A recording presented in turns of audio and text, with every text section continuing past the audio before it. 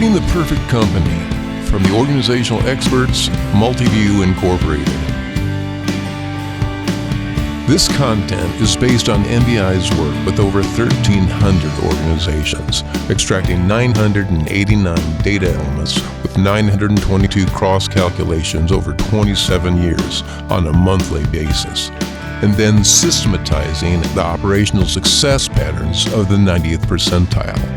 Our intent is to get beyond the brag and the boast, and simply share insights from our experience without manipulation or coercion to sell anything, except helpful ideas.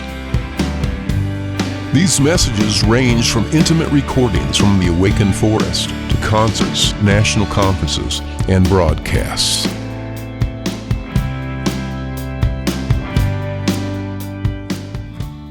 Okay, let's continue our discussion of this fascinating topic of compensation.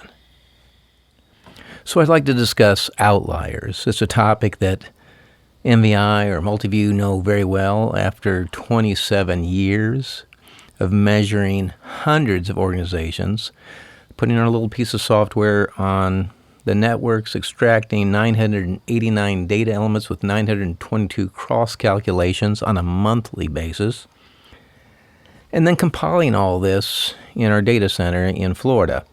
And of course, we have to know what the 50th percentile are doing, because to have any legitimate claim of being a true professional in any endeavor, you have to know what the average is. Of course, if we're looking at it on a normally distributed bell curve, the 50th percentile are where most of the measurements of central tendency converge. This would be, again, the median, the mode, average, of course, to a lot of people. It's also what we refer to as where the herd resides or the huddled masses.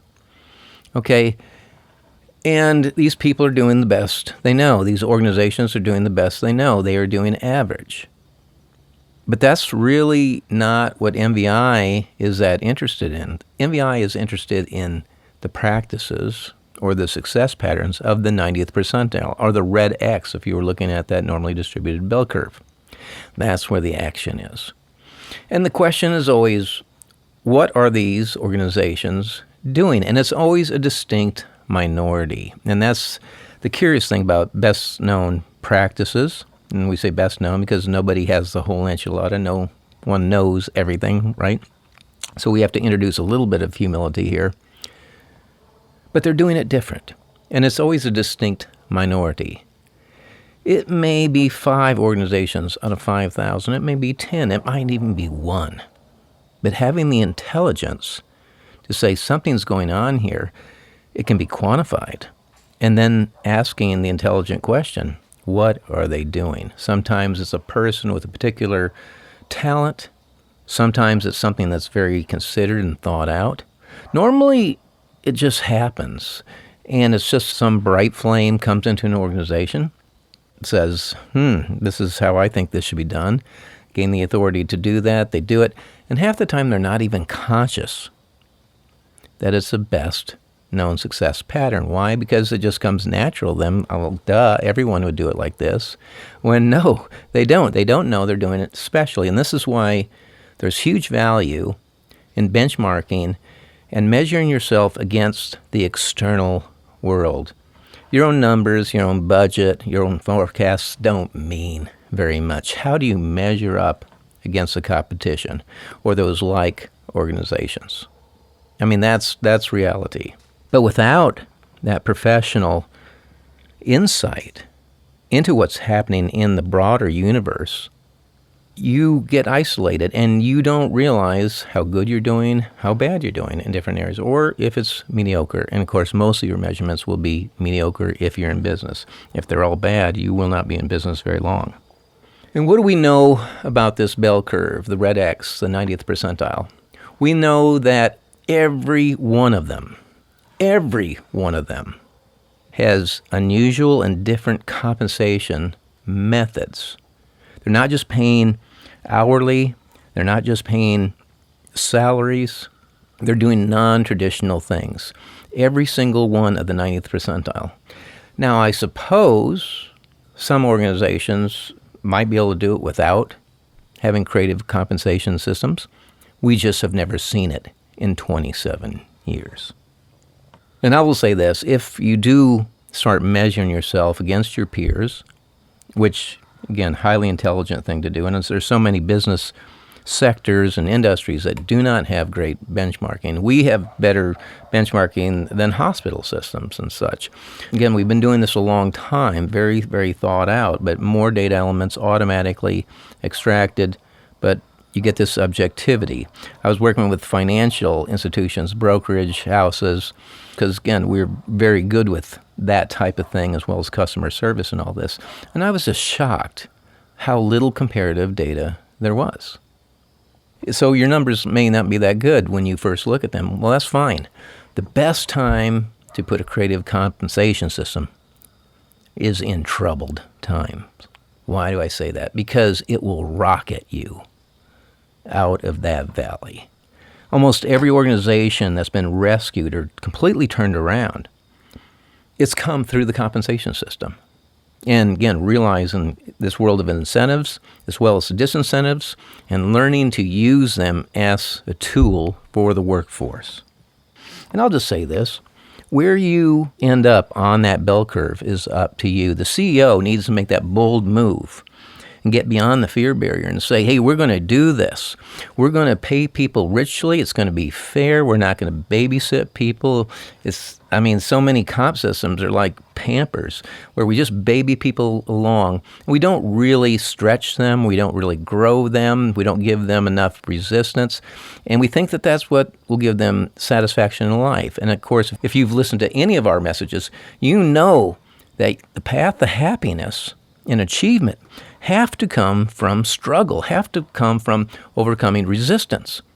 And you can set that up in your system so when they earn their paycheck, they know that it's earned and it wasn't just given to them.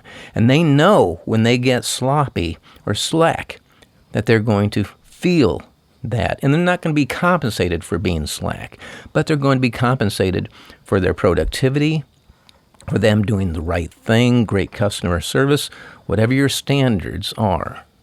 Because all of your compensation is tied to the standards of your organization. And the one thing as we pull out all these data elements from hundreds of organizations is we noticed the bank account, we noticed the investments, liabilities, everything coming out of the accounting system, of course. And a fat bank account is the most convincing evidence of what? Profitability. And what we're looking for is really good profits and not bad profits. We want money that's accumulated over time, and normally we suggest from 6 to 9 months of cash or near cash. That way you can withstand all the changes in your environment, or if a competitor that's working with Multiview in whatever business sector, investments, healthcare, starts to blow you away and eat away at your market share, that you've got enough money which buys you time to retool. So this bank account is very important.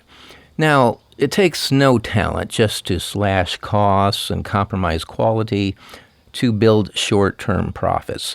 But what do we know? That doesn't last. So what we're really concerned about is building a quality organization, actually valuing quality over speed. It's just like when you put together, let's say, a book. Well, you may have great content, but if the editing is just horrid, people will kind of be turned off from that. And the public will not value that because they just expect that as a normal condition. Obviously, the value has to be there, but valuing that quality over speed, that's a great principle in all of business. I think people try to rush through life. They try to get rich quickly. They try to skip all these steps that a human being or a human organization have to go through to become that quality world-class organization.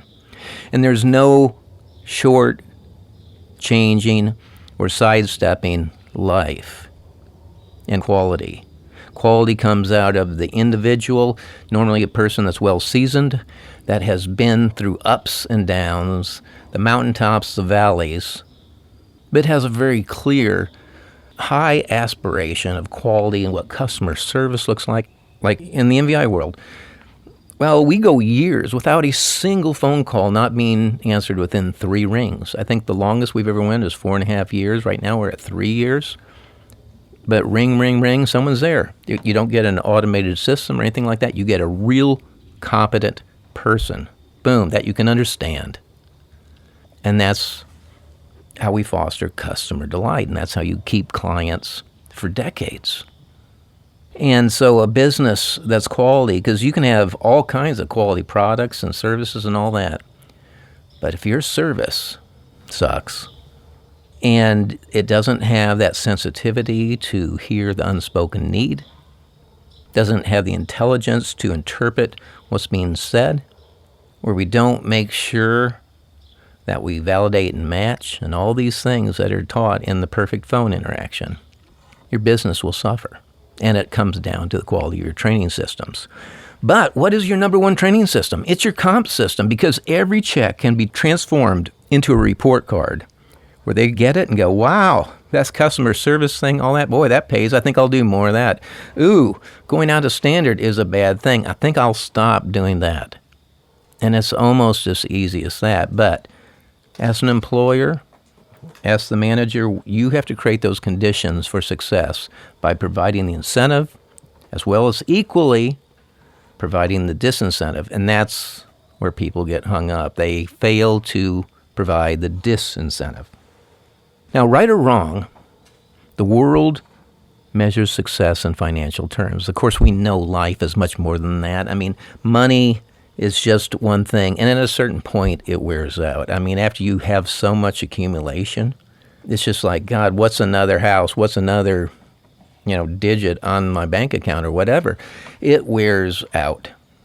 And everybody gets that. I mean, even if you haven't amassed a lot, you realize that you can be paid piles of money and just have a miserable life because what? The wealth, the work atmosphere is bad. The boss is a crappy manager. And after a while, you'll just go, it's not worth it, because you get that your life is being frittered away.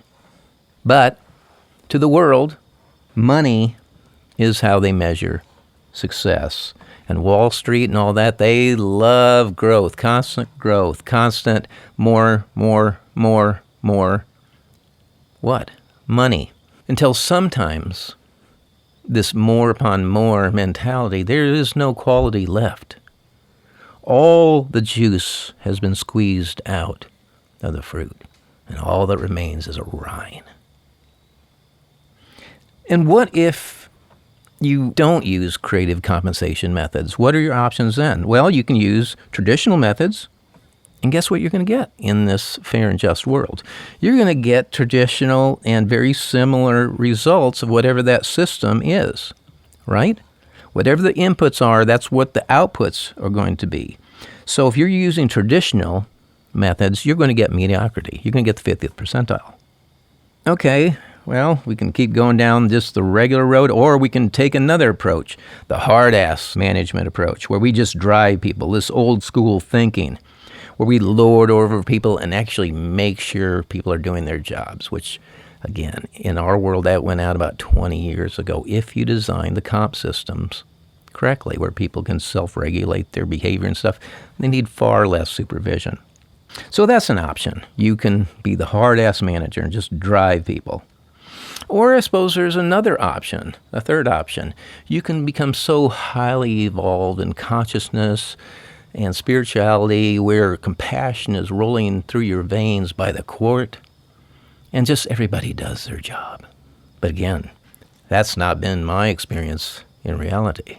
So therefore, let's think about the results we want, the quality we want, get that vision out there, and get creative about providing, again, the incentives as well as the disincentives.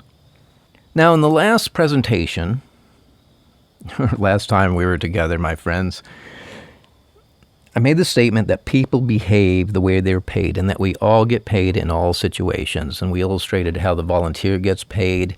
Even the amoeba, of course, gets paid. I mean, this single-celled organism is moving towards a payoff, right? Some glimmer of food or warmth that's going away from those cold and things that are not life-affirming, and thus is the world. And a human being acts the same way. Again, the incentive, positive for the amoeba, going away from cold, whatever would kill me, non-food. Okay, so that is the way the organism works. And so we just have to embrace that. So the point is, everything we're doing, every action in life, every cell in your body, every particle of anything is behaving in a similar way, because that's just the way nature works. And we have to look at it beyond just financial. We have to look at the non-financial rewards, the emotional satisfaction, the increased inner sense of wellness, all these things. And I'll just say this, that sense of inner satisfaction, that feeling of contentment, that is almost the ultimate. Because when you get to the deathbed scenario, and in all of our end-of-life and hospice work, we've been doing this for almost 3 decades. And it's the same things that people say over and over. But most of the time, they realize that sometimes they say, well, I worked too hard, I didn't spend enough time with my family, there's all these regrets, or I wish I would have did something different. I wish I would have just released the whole reins and let the horses run wild. And I think that's one of the aspects of casting a vision for the company, for each member on that team, that payoff, that inner satisfaction from actually accomplishing something that's noble. Now, I don't care, you don't have to be doing hospice work. Yeah, that's very noble work. But you could be making shoes. You could be running an exercise gym. You could be doing all kinds of things that contribute to really the human experience. And I think that within all organizations, one of the payoffs, the non-financial payoffs, is just incredible customer service, or creating this customer delight, just really taking care of people. And that turns a certain type of person on. Not everybody, because not everybody's at the same level of consciousness. I mean, we need the low consciousness of this world, the litters, the cheats, the liars, all that. Somehow they have to exist, but you find these more noble people through your people selection process, which is, again, the first process in people development, your talent attraction processes, and how do you find those in a very efficient way, people that are sold out to service and helpfulness towards others. And again, this is a form of compensation. And I'll say this again, it will trump your financial compensation. But the point is you can have both at the same time, and both can be rich and fair. Because nobody likes a system that's not fair, isn't that right? I mean, if you're paying salaries, and I'll just use a clinical example, if you have a nurse over here that's making X because she's been here for a long time, and then you have superstar, hot shot right out of college, and she's knocking out like double the productivity visits or whatever, everyone's delighted, happy, and then she looks around at the old timer that's doing 2 kinds of visits. They do the morning visit and they can squeeze in the afternoon visit. And she's like rattling off 6 visits a day. Well, what happens after a while? What happens to your hot shot? Well, that person goes, why am I busting my can when I'm being paid the same amount as this old timer here, and I'm doing more than double the work? And so at first, there's some animosity maybe towards that person, but then they start to disrespect the immediate manager. And then the CEO and the entire organization, until finally you lose them. Because you're paying in a very traditional way. Whereas this all could be handled automatically through the comp system if it's set up correctly, or in a more intelligent way, maybe I should say. So this topic of compensation, again, it's thrilled me for years, just because, again, when I was getting into music, it was really my first thing I really did. I was a programmer, and I was creating all these programming codes, and then ended up directing programmers and making compensation systems, again, for factories, textile mills, country clubs, retail, all these different things before I got into healthcare. But I just found it to be just one of the most fascinating topics. And I think the big thing about studying compensation and the benefit of studying compensation is that there's this direct correlation between the comp system and the realities of human behavior, where you just have to get steely-eyed real. How do people really behave? And so that brings some very hard questions really into everything. And what I realize is that you can solve virtually any frustration you have, whether it's a growth issue or a marketing issue, or if it's a retention issue or it's a talent attraction issue, whether it's a quality issue. All of these things can be solved through the comp system. It's like your baby. And as I wrote in an article recently, advice to CEOs and CFOs or CFNOs of where the CFO needs to spend their time. And of course, people development, because we're human beings and human organizations serving humans, we have to understand the realities of human behavior. But the number 2 area where I want that CFO spending their time is studying compensation, studying human behavior, finding out what different organizations are doing, having pilots going on a pretty regular basis. And then they can put out their standardized reports and all this stuff. But that's kind of low, automatic stuff. It better be accurate. It better be timely, all this stuff.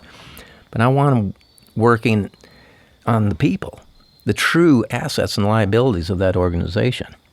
And let me say this.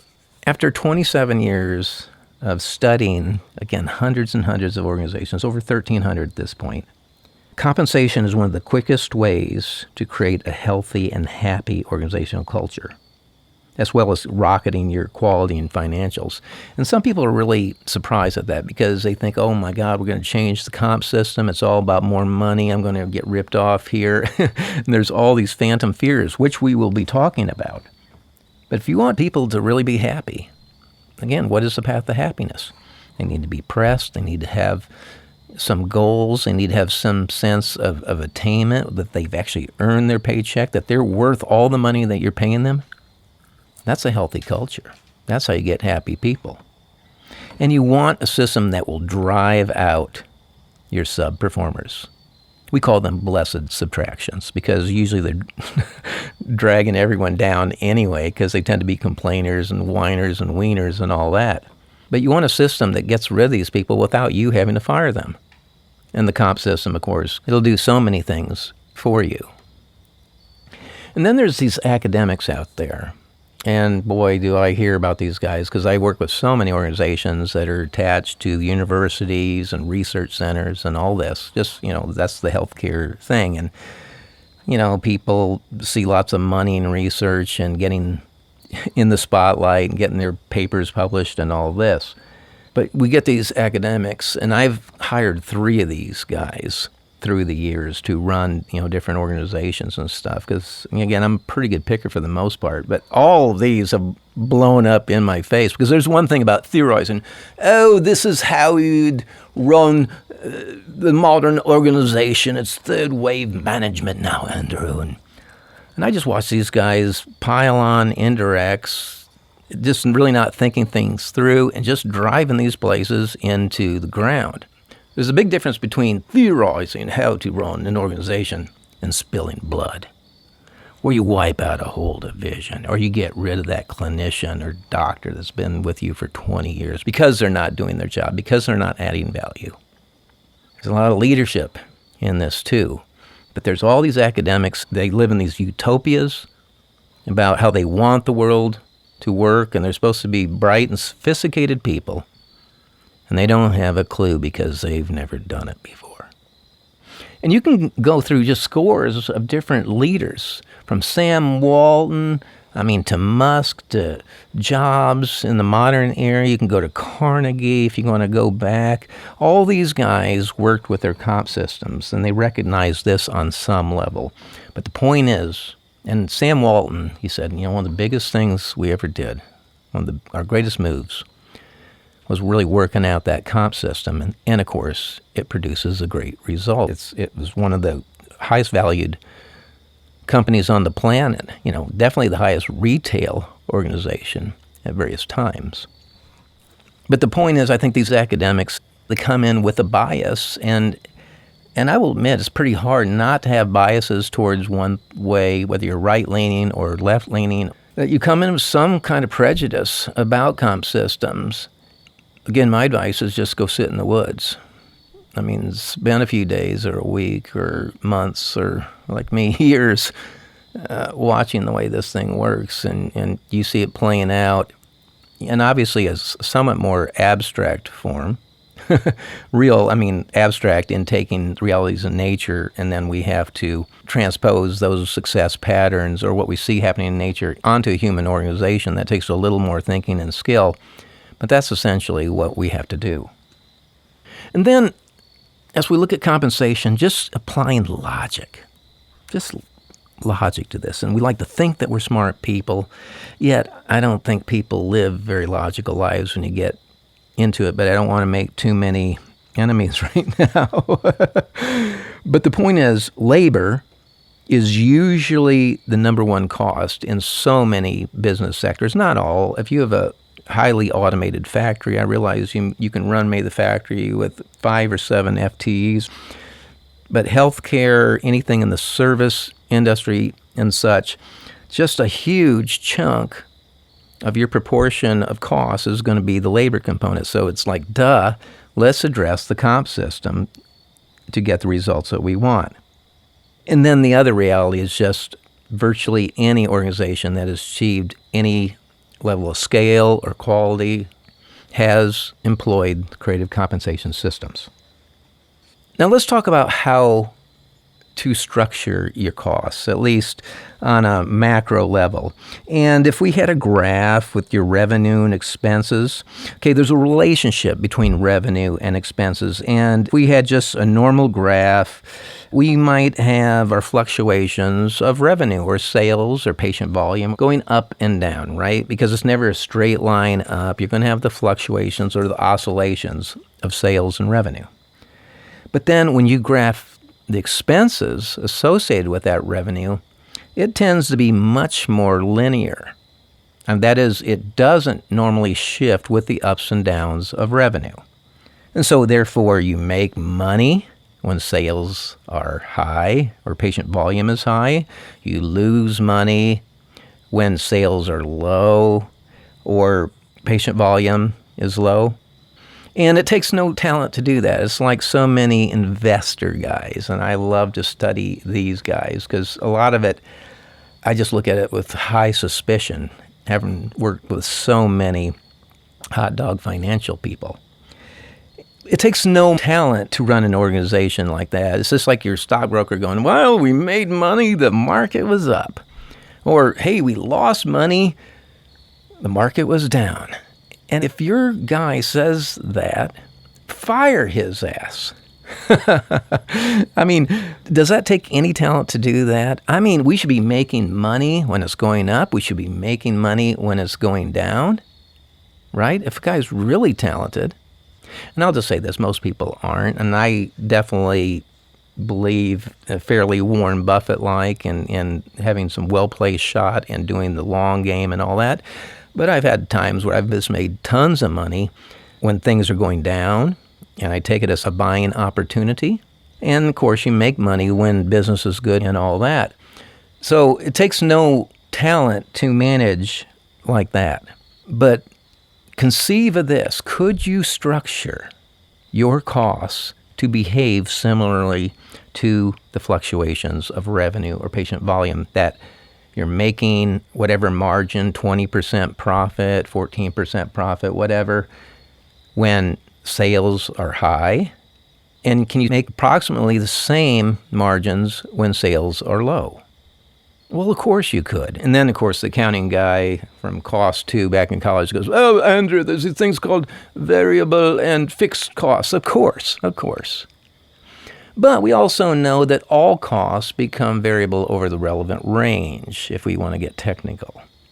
But the point is, we could do that through contracts and all this. Yes, we will find that our buildings, our plant operations and stuff, relatively fixed, but that workforce, there's a lot we can do there. And we can design all kinds of deals with our vendors, wherever we're getting our supplies, our materials from. We can do arrangements with them if we get creative about it. and we can make them variable, which mitigates the risk to an organization to a huge extent. And the other ideal we want is that through our comp system, we create a system of mutual reliance. That is where all parts of the organization work together. The multi-view model, this thing that we've been using for years, again, we don't use traditional budgets for ongoing operations. Budgets are fine for building projects of a fixed period of time, but not for ongoing operations. We need dynamic feedback of when things are going up. This is how much money is available for this expense. When sales are down, this is how much, but it needs to go up and down, that dynamic feedback, so we can make our managerial moves with a great deal of precision. And then we make all organizations, from your core operations, working, doing their thing, marketing, doing their thing, all the indirects, supporting HR, IT, compliance, everyone doing their thing, but they're all linked together through the comp system, again, to create this system of mutual reliance. Because you want to really wire this thing like a human body, that if you're sick, or if my hand doesn't work from all the guitar playing through the years, well, something's wrong with the organism, and it's not functioning the way it should. And it's saying that, hey, pay attention to me, right? Pain gets our attention. But we want to make our entire system somewhat codependent, so that you don't have silos, because when you have silos in an organization, you have sickness.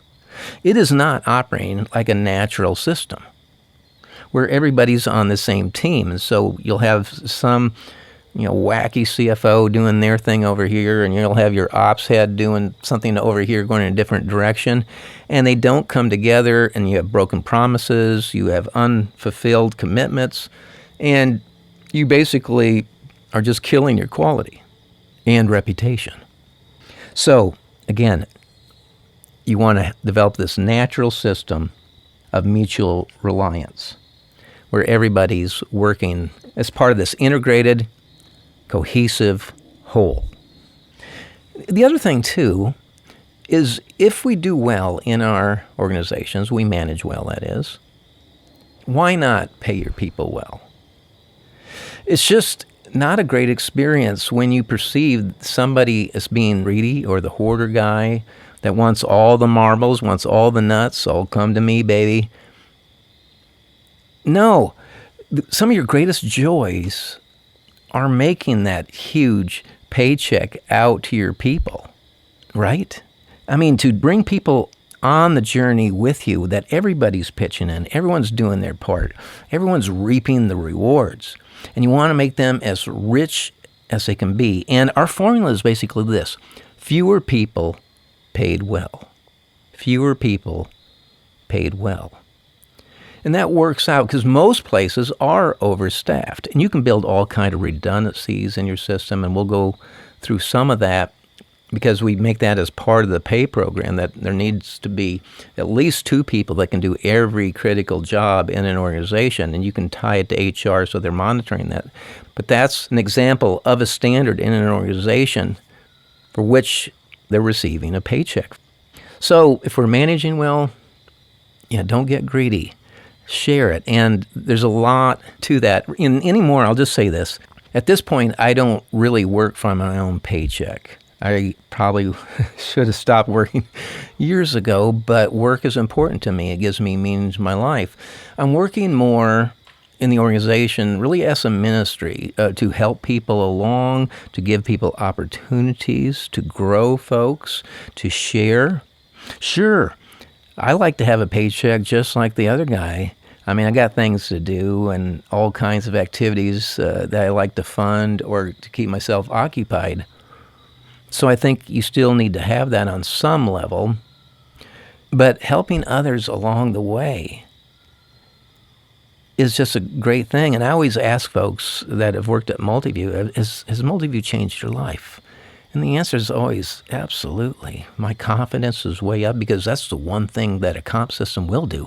It builds confidence in people where they believe in their own capabilities. They know that they're not a child, that they're a mature professional, that they're earning their keep.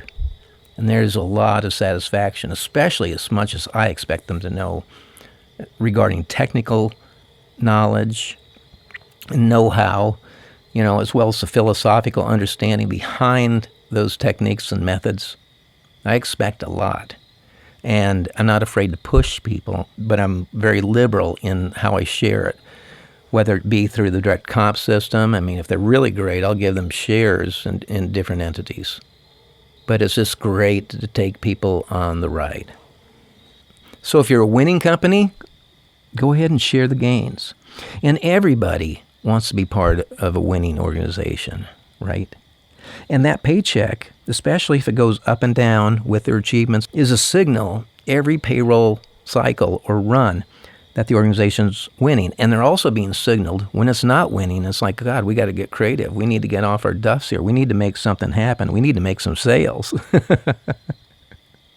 Now, with this said, most people want more than they currently make.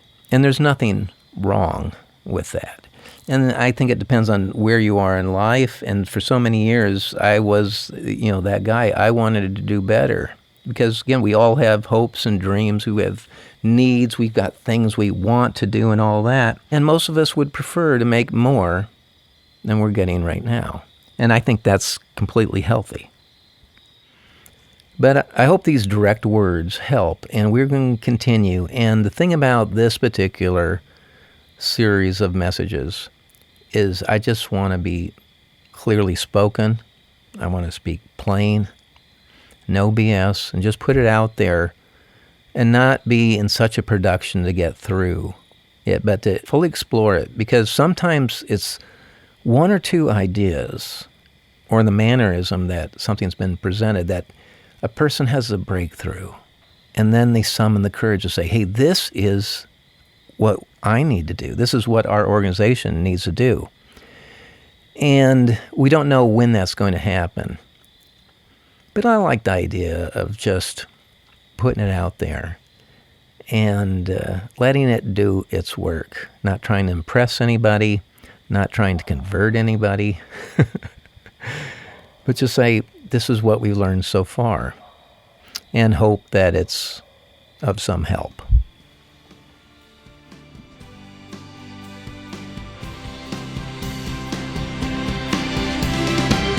We hope you are having the best day of your life. If you need something further, just visit one of the Multiview Incorporated websites or contact us through social media. Smoke signals, carrier pigeons, telepathy have not proven reliable. All calls are answered within 3 rings by a competent, real person. Thank you for listening.